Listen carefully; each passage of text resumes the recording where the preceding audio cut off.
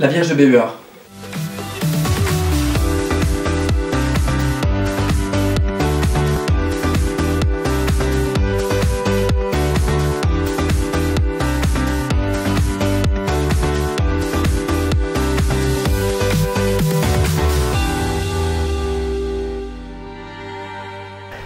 La Vierge de Béhuard.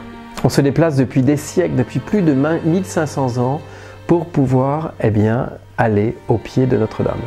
Vierge de Béhuard, elle a toute une histoire très vieille. C'est sans doute ici, Béhuard, un des premiers lieux au monde, je dis bien au monde, où la Vierge est vénérée. 431. Très important, cette date de 431, qu'est-ce qui s'est passé en 431? En 431, Morille va déposer une image de Marie. Oh, c'est pas cette statue-là. Pas du tout. On ne faisait pas de statue à l'époque, au 5e siècle, puisqu'il a enlevé une divinité, une statue, et à la place, il y a mis une image. C'est le terme qui est utilisé. C'est très important cette date parce que 431, à des milliers de kilomètres d'ici, il y a eu une grande réunion qu'on appelle un concile. Le concile d'Éphèse, les évêques chrétiens du moment se sont tous retrouvés pour pouvoir décider un certain nombre d'éléments du dogme, du credo de l'Église. En 431, on a décrété à Éphèse, donc en Turquie actuelle, on a décrété que Marie était mère de Dieu et mère des hommes.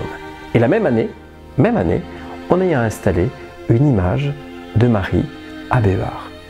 C'est très important parce que quand vous allez à Rome, vous avez une très grande église qu'on appelle Sainte Marie Majeure. Cette église, qui est considérée comme la première église construite en l'honneur de Marie, a été construite en 432. Nous, notre petit bout de terre de Béhuard, honorait déjà la figure de Marie. Cette statue, elle a été faite, elle a été reprise petit à petit.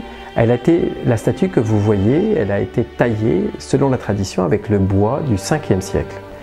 C'est du bois de prunier et cette statue a été taillée au 12e siècle, au 17e siècle et au 19e siècle. C'est ce que dit la tradition. On l'appelle Vierge Noire. Vous voyez, son visage est noir. Alors certains pourraient dire « Ah, mais parce que c'est à cause des cierges qui, depuis tant de siècles, ont brûlé à proximité de la Vierge Marie. » Mais pas du tout.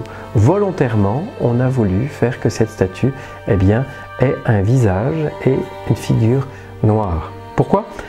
Il y a plusieurs hypothèses. La première hypothèse, pour faire court, c'est simplement que notre ami Saint Bernard a écrit un commentaire du Cantique des Cantiques. Et il y a un passage qui dit « Nigra sum sed formosa » « Je suis noire mais pourtant belle ».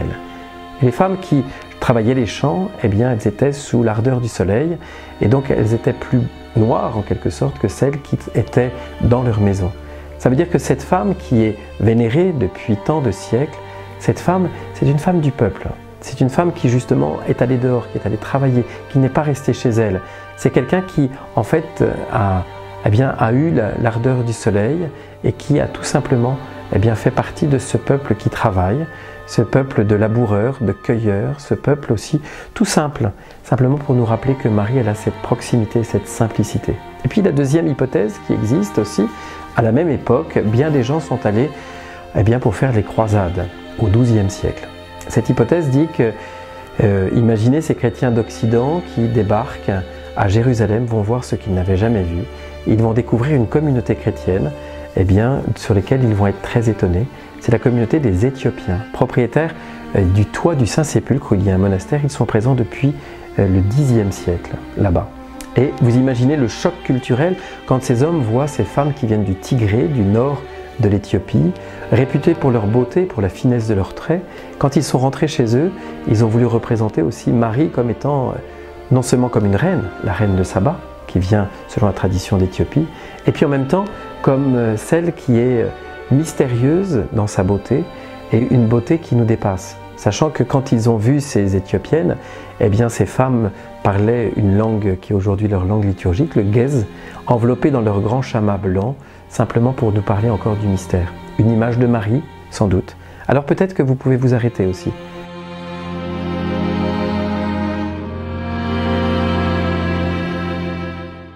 Vous arrêtez pour pouvoir prier Notre-Dame et avoir juste la simplicité de voir que quand elle ouvre les bras, c'est aussi pour vous accueillir. Prenez le temps de regarder ses bras ouverts, prenez le temps de regarder cette petite image où tant d'hommes et de femmes ont posé leur regard. Et peut-être, vous savez, la Vierge elle est noire toujours un peu plus le soir, parce que de toutes les misères qu'on a déposées au pied de Notre-Dame, c'est comme ça aussi que Marie devient un peu plus noire.